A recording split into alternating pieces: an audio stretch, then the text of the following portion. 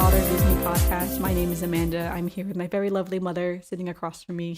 I'm Janette. And today we're going to be ranking the 10 of the most popular Disney snacks. Now, I've looked up lists for the most popular Disney snacks, like the most 10 Instagrammable snacks, the most like sold snacks and everything. And I have made my own list because some of these lists have food that we really just don't eat, or that it's like we would never try. Like there's a few drinks on some of the lists that we've never had any of these drinks before. So I was like, all right, I'm not going to include some of those. So I've sort of made my own list of what I kind of consider to be the top 10 most popular Disney snacks. So I'm going to read out the list, and then me and my mom will do our rankings from 10 to 1 to say how we would rank these snacks. And I'm reading out the list first, so in case you're listening and you're driving or something, you can kind of think in your head which one would be your number one, so then you can decide, kind of how it falls for us. So the 10 snacks we are ranking, this is in alphabetical order, is the beignets, the blue milk and green milk. I'm including the blue milk and green milk as one item here just because they're quite similar. The churro, the Dole Whip, the Mickey Premium Bar, the Mickey Ice Cream Sandwich, which is the kind of that cookies and cream sandwich, Disney Popcorn, the Mickey Pretzel, the turkey leg, and a Mickey Waffle. Now I realize a waffle is not really a snack, it's more of a meal. Yeah. However, I'm including the waffle in this because honestly I couldn't find another one that we would have tried or would have liked or something like that. So I included the waffle here. So, all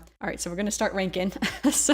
No, it's missing. What? What do you eat? Every treat you eat every time we're at the park. I didn't put the Rice Krispie treat on here. Okay. No, Yeah. so I didn't count that in here. Okay. So yeah, again, this is just the top 10 that I feel like was like the most sellable. Because I mean, like you could do the Rice Krispie treat, you could do the marshmallow wand, you could do, obviously there's a lot more snacks and treats. You can do even just dropping the pen, that's Sorry. I'm gonna have to cut out. We're going to put a disclaimer on all future podcasts. I make a lot of noise for some reason. So my mom is often like, because she talks a lot with her hands, but I realize because we have no video aspect, like there's no visual aspect to our podcast, you can't see when we're moving around or doing stuff or fidgeting. I try to sit on my hands, but it doesn't always work.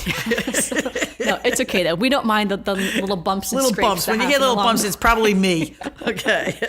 No, but that is okay though. But yeah, because again, I feel like that's what we could do more of these too. We could do 10 more snacks that we want to rank. Because again, what was I going to say? Oh, the spring rolls. Everyone loves the spring rolls. Right. So yeah, there's a lots more snacks. I have to tell you, not only did they have a lot of snacks, but lately Instagram with all these Halloween snacks. I mean, they're so adorable and they look so good. Yeah, my mom mentioned too the funnel cake as well, like that we're not including. Yeah, that. we don't eat funnel cake. Yeah, but at first I was just gonna do our top snacks, but then I was like, no, let's do some that like, because there's certain things like I feel like we would never talk about if we just did our favorites. We only did our top snacks. That's why I try to pick like an array of things that are. And Amanda's quite more a snacker than I am, to tell you the truth. Yeah. So I will say So we'll start at number 10. So I'm pretty sure we have probably the same number 10. Oh God, yes.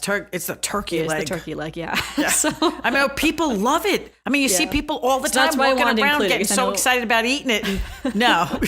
Well, that's why I included it because I know some people love the turkey leg. I will admit, I don't think we've ever had the turkey leg before. I'm a vegetarian, so I would not really order the turkey leg. No. And no one in our family is big turkey eaters, so I feel like no one. No, none of us. Like I'm not a dark meat eater, so I would never eat a turkey leg. Yeah. So I will say it does. Back in the day, if I was eating meat, I feel like maybe it would have been like a fun snack to have. But honestly, it's such a large snack. It's like, how can you eat that much turkey all at once? And I really should share it, But. Yeah. Well, the problem also is that when you're thinking about a snack, I mean, thinking about somebody who wants to eat healthy a lot of times and different things, it's a protein snack. Yeah. I mean, everything else on this list is sweets. The turkey leg is actually a protein. It's meat. It's protein. You're getting something healthier than if you were eating the popcorn and the pretzels and the ice cream sandwiches, technically. Yeah. It's just the whole idea of eating it that way also. That eating it that way. Yeah, picking it up and just chomping on it. I don't even eat things that way at the table, let alone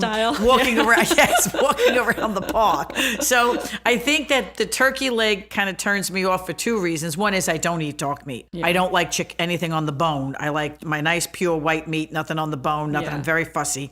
And the second thing is that I have to walk around holding it in a, by the bone, putting it to my mouth as I'm walking around. Yeah. That doesn't do anything. Yeah, no, I'm good. I'm the same way. It's like I would not want to walk around and eat that. If I was going to eat it, I eat it with like knife and fork style, sitting down or something. So yeah, but I did want to include it because again, we would have never talked about the turkey leg ever on this podcast if I hadn't. But we do talk about it when we're in the park. Yeah, we do because we pass it. We're like, oh my God, never.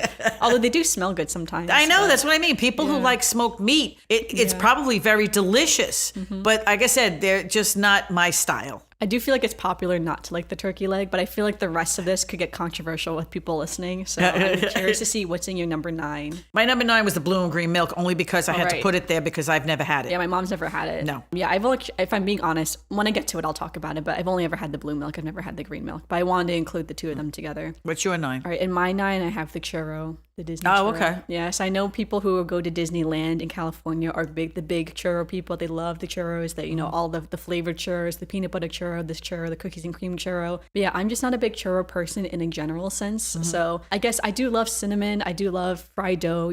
There's other fried dough items on this list that I do like. Yeah, if there's a choice, I could see that. Yeah, I do like churros overall. But I would say I tend to I never get a churro. I don't think I've ever really had a churro in Disney. I think once I got one just because I wanted to taste it. I was just like, oh, we got to get a churro just because it's a Disney snack. But if I'm being honest, yeah, I'm just not a big churro person, but I know they're beloved. Yes. So, all right, what's number 8? Mine was the waffle. Oh, the Mickey waffle? Yeah, it doesn't do anything for me. I mean, it's okay. If there was nothing else to eat, it would be fine. But like I said, I'm not a snacker, and I'm not more of a bready kind of snacker either. So the waffle was just something that was on the list. Yeah, no, for sure. All right, and my number 8, again, controversial because I know it's quite beloved, is the Dole Whip. So I know that's coming quite low on the list. But if I'm being honest, I just, as much as I love ice cream, and we're talking about the classic Dole Whip here, the pineapple Dole Whip. That's like not the one with the rum that's in it that I saw just not recently. All the fancy Dole Whips. I guess even all Dole Whips though. Right. I guess the thing is, I do like ice cream, but I tend to like. I guess I don't know. It's like, all right, let's just say I like ice cream, but I'm not a big fruity ice cream eater. Ice cream, I guess is what it is. It's like when I get ice cream, I usually go for the more like the sweeter ones, like not the fruit ones. Like I like mint chocolate chip. I like the cookie doughs. I like the Rocky Roads or something like that. Right. So I never tend to go for like the sorbets or the fruity ice cream. So I feel like because of that, I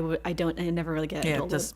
I've had one once. It was very good when I had it, but if I'm being honest, I probably will never get another one just because I don't really crave them. So, and I do love pineapple. So again, if you love pineapple, like very creamy ice cream, the Dole Whip is for sure for you. Sadly enough, the Dole Whip is ranking quite low for me. All right, what was in your number 7? Mine was the churro. The churro. Because I would have a churro if I wanted to have a snack, because I think that I would just get a plain one. I'm not one with the flavor kind of ones, but a plain cinnamon churro or sugar churro, if that's what was the snack that was being offered, I would eat it. I thought it was pretty good, but like I said, I'm not that type of snacker. So when I listed it, that was one that I said, oh, and like I said, I had to do, would I eat that? Would I eat something else? So that came up as number 7. Yeah, no, that's fair. Exactly. I do love the Star Wars churros, the ones that look like the little lightsabers. I have thought about maybe getting one of those. So maybe one day I'll try one of those and, do something different. But all right, in my number 7, that's where I have the Mickey waffle, because I do love the Mickey waffle. Now, let's just say these lists, it's not saying I dislike any of these items. Obviously, I love all these items. Again, like I said, I like the Dole Whip. I just don't really lean towards the Dole Whip. I like churros. I just don't lean towards churros. I'm just a vegetarian, so I just don't eat turkey. But the Mickey waffle, I always try to get a Mickey waffle when we're down there and we go out to breakfast. It's always great to get that as a little side. And I think they taste great. Overall, though, I'm just not a big waffle person in a general sense. Like I tend to go more for French toast and then pancakes and then waffles. Right.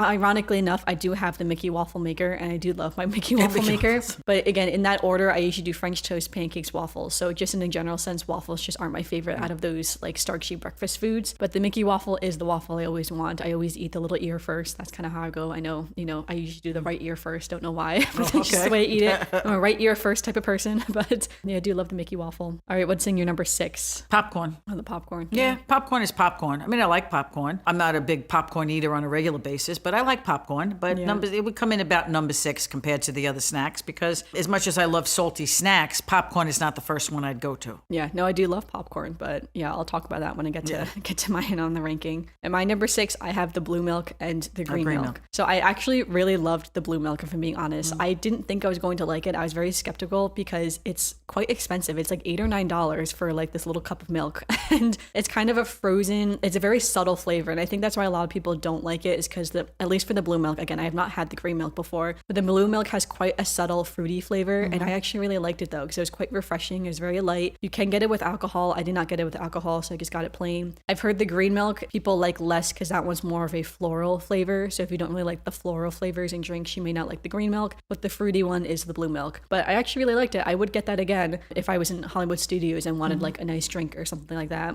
And the reason why I would not get it is just because it's kind of expensive.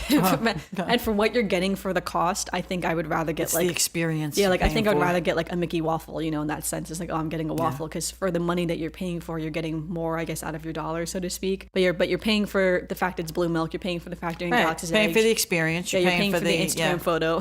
So, but I did like the blue milk though. All right, what's in your number 5? Now we're on Pretzel. top 5. Yeah, my pretzel is 5 for me too. Yeah, the pretzel. I like the pretzel. It's actually pretty good. Especially if you get a nice fresh one, they're actually pretty good. If I'm going to eat a salty snack, the pretzel is the one that I'd go for. They tend to be very, very cute too. They usually, in the Animal Kingdom, we usually get them in their little Simba face. Yeah, a little Simba face, and you can get a dipping sauce with it and stuff. But usually the pretzel all by itself is pretty good. Yeah, no, they are pretty good. I love pretzels. I'm a big pretzel person. I literally said like one night in college, I was so delusional one night. I literally started a blog called I Love Pretzels. Did a whole pretzel blog, then forgot about it for years. And then one day I was like, wow, I already have this blog account. And I logged in with this email and I was like, oh wow, I totally forgot I made a blog called I Love Pretzels. It's so funny. But yeah, I went through a whole pretzel phase in college. I still love pretzels, but I normally don't lean towards soft pretzels. Like I tend to like kind of like the tiny hard pretzels better. Yeah. But I do like soft pretzels. Because soft pretzels have to be good. It's like, you live in Philly, so Philly pretzels are really good, but they have to be fresh. Yeah. If you don't get a Philly pretzel fresh and it's been sitting around for a couple of hours, it's no good anymore. Yeah. So I find that soft pretzels have to be fresh. Yeah, and if you get them and they are fresh, and I like them salty. So if you get them and they have a nice decent amount of salt on them and they're fresh, they can be a really good snack. It always surprises me when people order like the unsalted pretzel. Oh God, that's like just eating. Yeah, it's like, what are you eating? You're just eating like the sad bread. It's like eating paper. It's like, the salt is what brings out the flavor of the pretzel. Like, I don't know. But I do love the Mickey pretzels. I think they're super fun. No offense to anybody who doesn't like salt. Or maybe they can't have salt. Maybe it's like a dietary thing. But still though. But the Mickey pretzels are really good. And I think they're worth the money for sure. Like what you're paying for that pretzel. It's pretty big. It's quite filling too, which I like about the pretzel. It's a good little snack. It's a good thing to share if you want to share it. So, all right, what's in your number 4? Mine was the Dole Whip, because now we're getting into the snack. See, like I said, I'm a different type of snacker when we were at the parks. I don't snack a lot. I'm not a snacker to begin with, but Dole Whip, if I had to have a snack, Dole Whip would be something that I'd say, oh, that looks refreshing. That looks good. That looks, not that I order it all the time. So would you get one of the fancy Dole Whips? Or would you I would just get the basics. I'm a basic eater. Like I said, basic pretzel, basic popcorn. I'm more of a basic eater. I like that basic taste. So like I said, I did see one just recently that had a rum float in it. So that looked interesting. But I like the basic Dole Whip. Yeah, no, that sounds good. All right, my number 4, this is where I put the Mickey ice cream sandwich. So this is the little cookies and cream sandwich that they sell kind of at the little ice cream stands. I love this sandwich so much. This is actually one of my favorites, if I'm being honest. Like now that we're getting to the top, it's like these are some of the favorites. Some of my absolute favorites. I love this sandwich so much. It has gotten so small over the years, but it's still so tasty.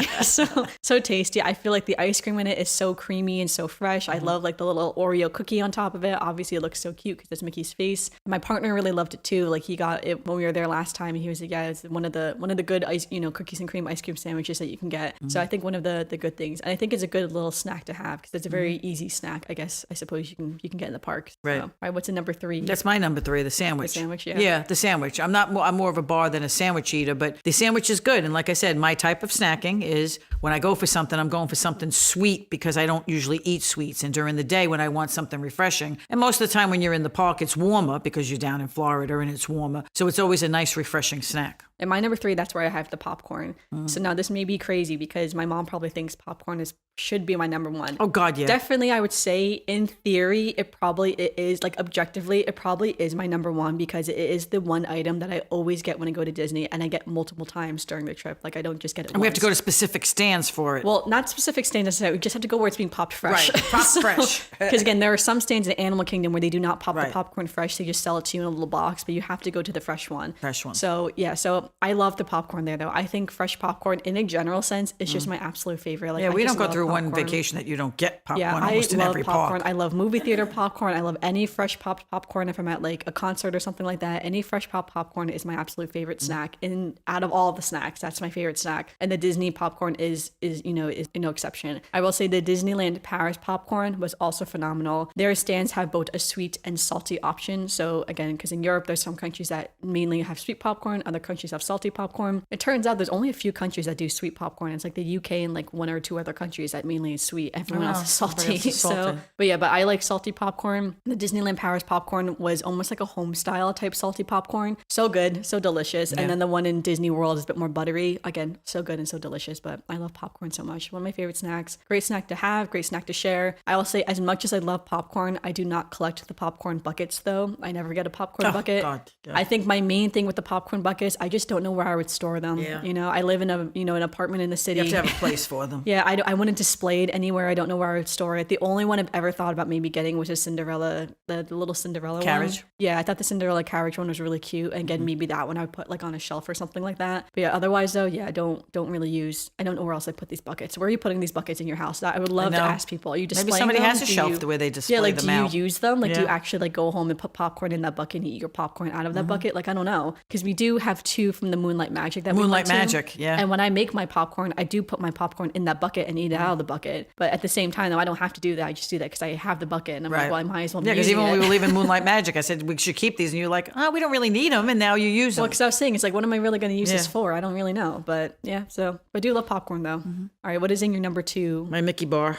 Mickey bar. All right, I think our 2s and 1s are going to be the same. Mickey bar is just, it's a Mickey bar. The chocolate is good. The ice cream is good. Well, it's just such a classic Disney snack. It's like the Mickey Premium Bar is just like, if you think of Disney snacks, that is the first thing everyone is going to think Mickey of. Mickey Premium bar. Yeah. I mean, I remember when you were kids, like, you know, trying to eat them. Oh, yeah. You know, in the heat. Down your face. Yes, there's chocolate and ice cream everywhere because you could never eat them fast enough that they didn't melt in the hot sun. But and they have gotten smaller over the years, unfortunately. But the chocolate is so good and the ice cream is so good, and you're in Disney and it's a Mickey bar. I mean, it's one of the classics. No, yeah, for sure. I would agree. Again, that's why I will say, so then if process of elimination, you can tell our number 1s are going to be the same. I will say I struggled with these two. Like, I actually had to think about it for a while because I did want to put the Premium Bar as my number 1 because it is the most quintessential classic Disney snack. We don't get it every time we go down, if we're being honest. No. Because there's so much other desserts to eat at the end of the day. It's hard to fit it all into 1 week when we go. If I was a Disney local, maybe I would get it more often or something. But yeah, but I just love it so much. It's so good. The chocolate's so good on the outside. It's like nice and thick. I will say you can buy the Mickey bars in the grocery store, but they are not the same. Not the same? The chocolate is much thinner. The ice cream, I think, is the same. The ice cream is very creamy, very good, very vanilla. But the chocolate coating is not as thick as the one in the parks. The parks are definitely better. Oh, yeah. I mean, they're a little bit thinner, and when you get them in the grocery store. That's the whole good thing about it. That dark chocolate, that thick, darker chocolate coating. I want to buy another box because I haven't bought a box since they first came out with them. So I know they sell them in Target. So there's a Target near me. So maybe I'll go buy one day and do another review on them after a few years. Yeah. So because I wonder if they're still the same from when I first bought them. Also, recently I've been really liking just having like a little bar at the end of the night rather than like a bowl or something like that. It's like nice. You commit to the one bar. It's not too much to commit to. So that means both of our number 1s is the Mickey beignets. Yeah, the Mickey beignet. Yeah. So why don't you put it as your number 1? Because that's another thing. You know, as much as the Mickey bar is really, really good, there are bars you can get that are really, really good. You can go to the supermarket and buy bars that have thick chocolate and good creamy ice cream. It doesn't have the same feel as you have them when you're in the park, but you can get those. You cannot get the beignets. I mean, they don't have them here in New Jersey, I got to tell you. Yeah, it is hard to find, those fresh donuts where we live. So I guess in that way, it's special in that sense. But it's also special because it is the Mickey shape. It's like most places just do a little square or a little circle, and that's all you ever see. Yeah, you can get beignets in places, but they're still not as good as the ones that the Mickey ones. And the fact that they make them fresh right in front of you. I mean, you order them, they make them, they hand them to you. They're hot. They're powdered sugar.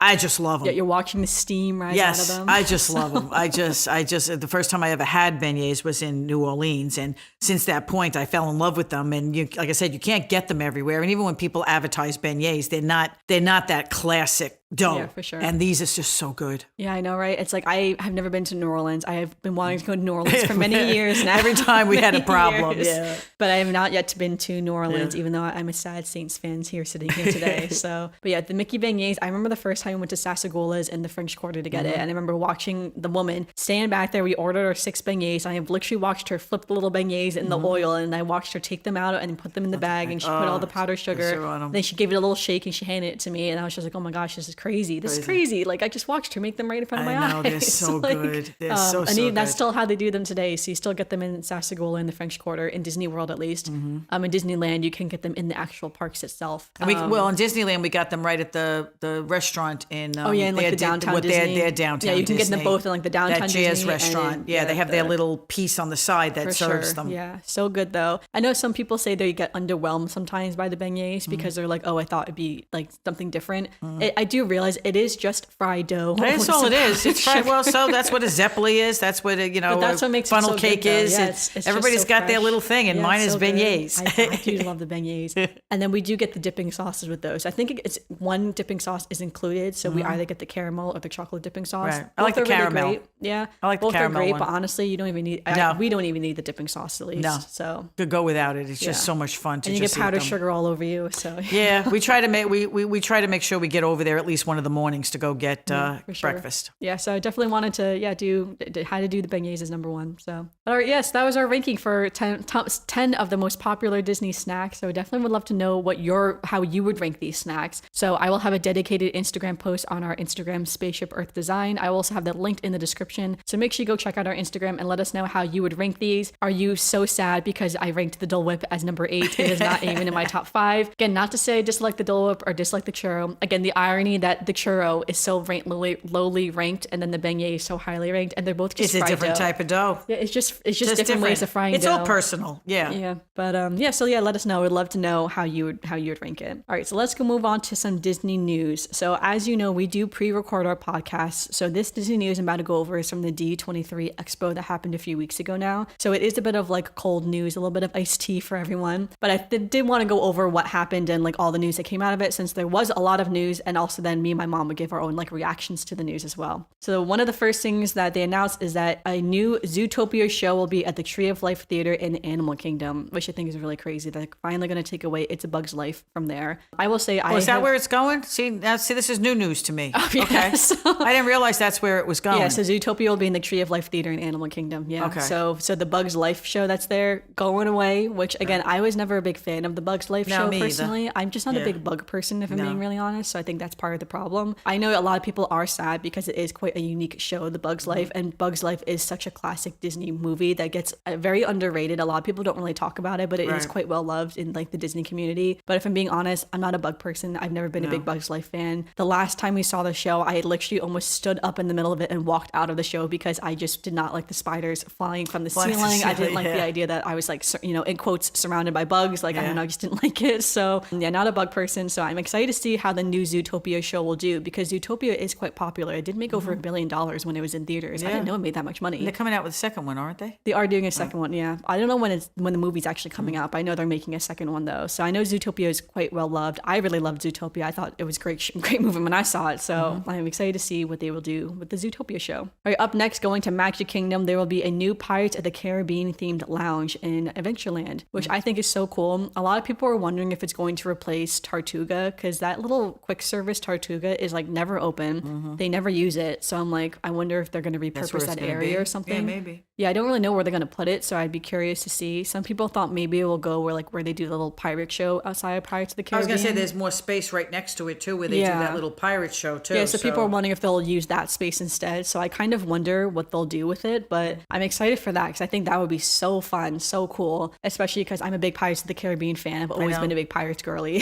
So very excited to see what that lounge will look like. All right, the Country Bear Jamboree is getting a new act. This is right from the D23.com. But yeah, so Country Bear Jamboree, which I think is so funny that they're going to redo that show. It's still going to be a lot of the same classic characters are all staying there. I think they're just revamping the show, giving a little refresh, a couple new songs, a couple new things to just make their act a little bit different. So it's not going away. I say that too because I know the last time we saw Country Bear Jamboree, there was this group of women sitting in front of us. They were like arms raising, like hail to the Country Bear Jamboree. They were having a good old time. Yeah, they were going crazy for Country Bear Jamboree. So I know there's a lot of diehard fans out there. We are not Country Bear Jamboree diehard fans. We're more of like the Tiki Room fans is kind of what we gravitate towards. So yeah, so we'll definitely go see the show. Yeah, I will say it will be fun to see what their new act looks like. All right, so going over to Adventures Campus in Disneyland, a new World Jump vehicle is coming to Adventures Campus. I think this is a new ride that's coming to Adventures Campus. If I'm being honest, I don't know too many details about that since we're a bit more Disney World focused here than Disneyland. But another ride in Epcot that is being reimagined is Test Track. So they're still going to be working in the Chevrolet, but they're going to do a new, I guess, like overlay over the ride. So I'm assuming the ride itself itself is probably going to stay exactly the same.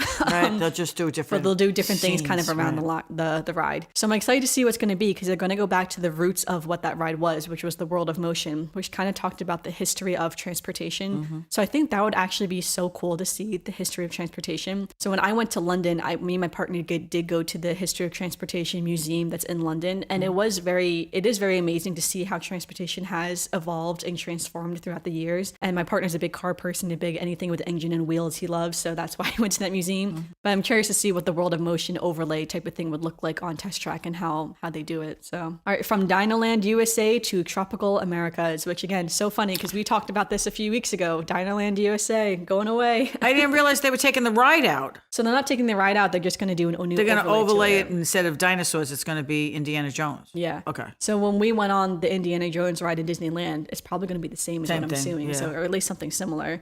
So I know a lot of people are sad about that because a lot of people do love the dinosaur ride itself. I wonder if there's a way they could try to keep it even in the Tropical Americas type of land. I'm not really sure though. I guess it would be a little bit weird if they had like a dinosaur thing in the middle of like South America. But I don't really know though. But again, that's why they were probably doing Indiana Jones overlay. And they also said they'll bringing Encanto as well to this area. I think this is a great idea, honestly, because I feel like South and Central America are very underrepresented overall in all of the parks. They don't really have much. There's not that much there. And again, speaking as someone who's just gone to Disney World a lot, I feel like when we go there, we do see a lot of people from South and Central America. There is a lot, because they're right there. They're not that far. They're not that far, and there is a lot of representation there. Yes. Yeah, so I think it would be great if they had something from their own culture like represented within the 4 parks. I think that would be really cool to see. I know there has been lots of rumors that Brazil was going to be an added pavilion to Epcot. Yeah, and again, they've never to it. announced that officially if it is or ever going to be announced.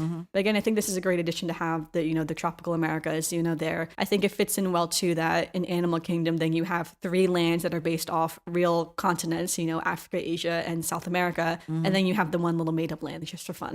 Just the fun little made up land rather than having 2 real lands and 2 made up lands. So I don't know. I think it'll be a good addition. Plus too, then they can do more like animals and stuff like that from South and Central America. Maybe move them over there. Maybe have a new walking path with those animals or something. So I don't know. I think it will bring a lot more innovation and interest to that side of the park than it currently is. So all right, up next, Ahsoka is going to become a part of the Star Tours attraction next spring, which is kind of exciting for Star Tours people. I actually love Star Tours. I know some people think it's starting to get outdated with Rise of the Resistance and everything, but let's be real. Star Tours is such a classic ride. It's like Star Tours is great. And I love too that they keep adding all the new characters and all the new movies to that ride to keep it fresh in that sense. But you still get the old parts too. Like the last time I went on, I still saw Darth Vader. Like I didn't see, Kylo Ren or anything. So I think that'll be really fun that they're adding Ahsoka. I love Ahsoka. I'm a huge Ahsoka fan. So I think that'll be fun. All right, Asha from Disney's upcoming Wish film is coming to Epcot, Disneyland, and Disneyland Paris. There is very little news about this because there's very little about the new Wish film that's coming out in November, but Asha will be the main character from that film. So she's coming to the parks. It's exciting. Also, this part of the now I'm going over is from WaltDisneyWorldInfo.com. I will link these 2 things in our description if you want to go read about them more. So it was announced that the Hatbox Ghost will be joining Haunted Mansion and Magic Kingdom in late November. So in late November, we'll finally see the Hatbox Ghost, which is exciting. World Celebration is opening in December in Epcot, and this will tie together World Nature and World Discovery. And then there will be 4 lands, I say in quotes. So we'll have the World Showcase, Celebration, Nature, and Discovery, and that will complete Epcot, which I think will be very interesting because right now there's like the World Showcase and the front of the park is what we call it. So we'll have actual terms for these areas now, which will be kind of fun. New things to learn. All right, Journey of Water is opening October 16th, and Moana will also have a meet and greet in that dedicated space as well. So that's super exciting. I know there's been a lot of like previews for it. There's been annual pass holder previews, cast member previews, but officially opens October 16th. A lot of people are wondering how they'll deal with the lines when it first opens because obviously everyone's going to want to go walk through and do the attraction. I imagine it'll be very crowded at first. I've heard that it takes about 20 minutes to walk through it if you do everything, but again, you could probably breeze right through it if you also wanted to as well. If you don't want to stick your hands in the water features and different also things. too, I'm sure as well there'll be lines to do some of this stuff because it's going to get too crowded when it first opens. All right, Luminous, The Symphony of Us will debut at Epcot in early December. So originally they had said December 5th. However, now it's saying they may be pushed back a little bit, so we don't know when it's going to be premiering. So right now the nighttime show is Epcot Forever, and now Luminous, The Symphony of Us will be the next Epcot nighttime show. So we were actually going to Disney in early December. So it is possible. Almost we're going to make it. Both. If they do it the 5th, if they don't push it off, we'll be able to see it. If not, then I will say I don't mind though, because I have actually never seen Epcot Forever, so I would love to see Epcot Forever as well. So either way, we'll see that one. Yeah, we'll see that one. Yeah, so either way, I'm excited to see whatever show I get to see. But excited. They work it right. We could see both of them, but it depends upon if it comes in on the 5th. All right, Disney Signature Experiences DCL's new island in the Bahamas will begin welcoming guests on June 16th next year in 2024. So Lookout Key at Lighthouse Point will be the island's name. So that's kind of exciting if you're going on the cruise ships to the Bahamas. I think it'll be really fun to do that. I've never been on a Disney cruise. Would love to go on a Disney cruise. Perhaps one day I will. Speaking of the cruises, there is a new ship coming to Singapore that will be named the Disney Adventure. And they said it will be, in quotes, the biggest adventure yet. So that's really exciting because this is Disney's first cruise ship in Asia. So that's really cool, honestly. I know there's a lot of, I mean, like obviously there's 3 parks in Asia. So I'm sure a lot of the Asian community are very excited they're going to get their own Disney cruise ship out there. So I think that's really cool. I know a lot of people were saying that it's like maybe this will be incentivize Western audiences maybe to go to Asia to even go on that type of cruise ship. I think that'd be really cool to see Singapore like that. So the Disney Adventure is the next cruise ship. So that's fun. Apparently there's an expansion behind Thunder Mountain that they're going to do an expansion to Thunder Mountain. Not really sure what that was about. I haven't really heard too much about that though, but that was in this article. So maybe something Thunder Mountain will maybe get, some kind of renovation or something. All right, this has already happened by the time this podcast episode comes out, but Figment's meet and greet in the Imagination Pavilion at Epcot has started. He started coming out on September 10th. So you can go meet and greet with Figment. It was so funny. I was watching an Instagram reel and this guy, there was a long line. He said the line was about an hour and 45 minutes to meet Figment. And he was just staying there waiting for Figment to come out. Then there's this little, the lights are changing. Everyone's getting super excited for Figment. And then Joy from Inside Out comes out and she starts waving. Aww. And it was so funny because everyone was like, yeah, we all got really hyped up. And then it was Joy. It's like, not that no one's sad to see Joy because Joy, that was her meet and greet spot to begin with. So right, Figment was joining Figment. her. But yeah, and then Figment came out a few minutes later. So Joy and Figment were both there at the same time. But it was kind of funny watching that reel. All right, Soarin' Over California is returning to Epcot this month for a limited time, which is kind of exciting because Soarin' Over California has not returned to Epcot since. Did they say how long it's going to be there? I wonder if it's going to be there in December. I think they said only for a limited time. So I think it's only until the end of October is what people were saying. Oh, wow. So okay. I don't know though. Maybe it could get extended if people want to see it for longer. I have not seen it since Soarin' Over the World came out. So it would be fun to see California again. I know the Disneyland, they often do, every few months or, once a year, they'll do a little Soarin' Over California for a few months. But yeah, in Epcot, they haven't done it yet. So it's kind of exciting to see that one come back to Epcot for a little bit. And then they already announced too, the D23 Expo in 2024 will be on August 9th and it will take place in different locations around Anaheim, including the Disneyland Resort. So what's funny is that the D23 Expo actually is every other year. So every other year, so next year is actually the big expo where usually a lot of big news is announced, like not just for the parks, but for, the streaming services, for everything, movies, everything gets announced at that. This year was actually the off year. So this is why this is like the little bit of news. A lot of news. It did feel like there was a lot of news and a lot of park news too, which was exciting, especially for the park lovers like us. So a lot of news there. Interesting what they're going to spend all that new money they're talking about on. I know, right? Yeah. So again, extra news that we have since the D23. So Disney has approved like I don't know, $1.6 billion or something like that to expand the parks. They didn't say where this money is going to be allocated, what it's going to be used for, how it will be used, but it's just saying that Disney's allocating lots of money for the parks. So very exciting to see what is going to happen to the parks. I have heard a rumor, this is just a rumor, that they are going to add a Villains Land to Magic Kingdom. They've been talking about that for years. Yeah, I don't know if that's going to be true or not. I think that'd be really interesting if they did. I think the plus side to that is that people love the villains. Let's be real. Everyone loves the villains. There's a lot of theming they could do with that. Yeah, I think that'd be really fun. I think the downside to that Disney wouldn't do it is because that is the big draw for a lot of the after party events is to see the villains.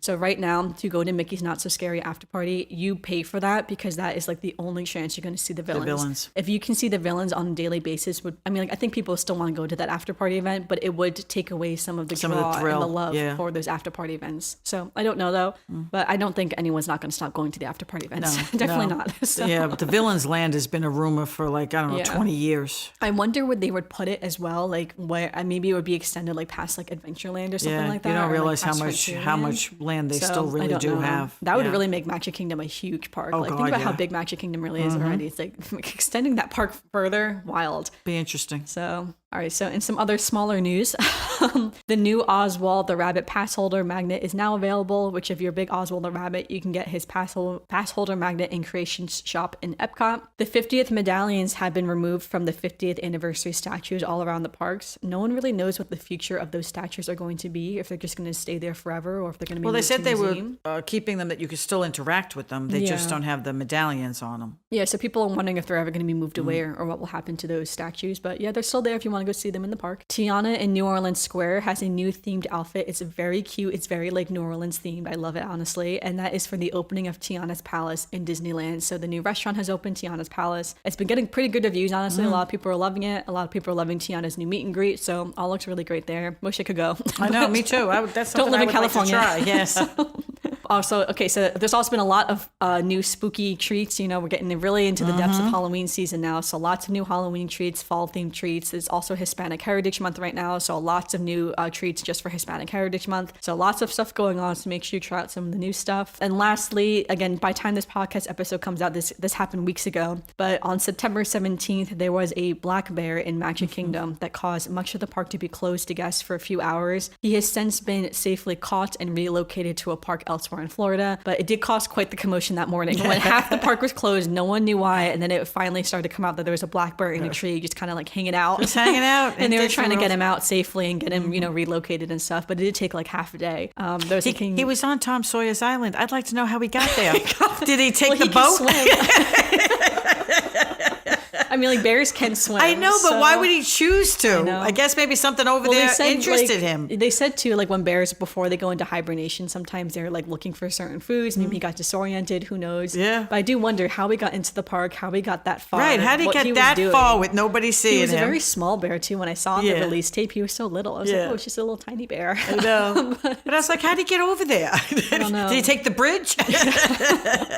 Well, I hope he had a good private time on Tom Sawyer's Island in Frontierland. Yes. But again, he has now been safely relocated. Yes, relocated. So he'll be doing okay. Yeah, but that was our Disney news. That's kind of why I paired all this Disney news with like a shorter episode, because I knew that the Disney news was going to take, I think this is longer than I learned one or two things from the Disney news, and I watch the Instagrams all the time. So for sure. But now we're transitioning just to one Disney birthday for this week. So September 25th is Alberto Scalfano's birthday. So happy birthday to Alberto. Do you know who? I don't know if my mom knows who he is. You have seen the film. He's the other character in Luca. So it's Alberto and Luca. That's him. Yeah, this is his friend. We did see Luca. That was a cute. Yeah, for sure. So yes, that is today is, or September 25th is his birthday. Is that the day this podcast comes out? It is the day. Yeah. So today, September 25th is Alberto's birthday. I couldn't remember what day this podcast episode is coming out. And that brings us to our last segment, which is our Disney memory. Yeah. So do you have a Disney memory for today? Well, the Disney memory is the first time we went over to the Port Orleans, I think. Like I said, to test the beignets. And it was that deal where we like didn't know what we were doing. We just said, oh, let's take a ride over there. What do we got to lose? And when we walked in, it's actually a very pretty little place. It brings back a lot of memories. They actually have a framed thing on the wall with all the masks from the Mardi Gras, the New Orleans mask. which I have one of my own that I brought back, a professional mask for Mardi Gras that's framed and up on the landing on my stairs. And I have a couple of little ones around. But that memory just hits me when I think of, because snacks, when I thought of snacks, and that was the snack memory, besides the one I mentioned about you guys always trying to eat those things off where they're not dripping on your sneakers, your clothes, and whatever. That was the big memory when I was thinking about the snacks, is that when we first walked to Port Orleans, it kind of brought back that feeling like, oh my God, they actually have the theming of New Orleans. Mm-hmm. No, for sure. No, it is so fun. And again, they were so good. Like, I remember the first time we had it, we were all blown away about how good they were. Like, we were not expecting them to be that amazing. So that is a good memory. I think for mine, I'll do one of the first times we ever got the Mickey pretzel. I was like, oh yeah, like I'll have a Mickey pretzel. I was like, yeah, we could share it and stuff. So we shared it a little bit, but from being honest, I ate most of it by myself.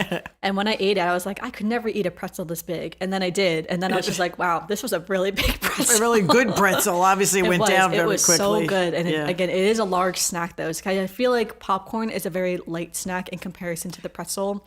Like if you're looking for the savory snacks. Yeah, I mean, coming from New York, as you can tell from that way I just said New York, the pretzels you get on the streets in New York are twice the size of the Disney pretzel. So to me, when I look at the Disney pretzel, it's like, oh, it's a Disney pretzel. But it's heavy though when you eat the pretzel. It is heavier than popcorn, but bread. It's not. Yeah, it's not what I would consider a big snack. If you come from New York or someplace like that where they sell them on the streets, they're like twice the size of those pretzels. I live in Philadelphia, so the Philly pretzels are like a famous thing. They're just like a thing, yeah. But definitely a heavier snack, yes. But I remember eating it in Epcot, walking around being like, oh, I could never finish this. And I ate the whole thing and being like, wow, I'm supposed to have dinner now in like 2 hours. I was like, I don't know about that, guys. I don't know about that.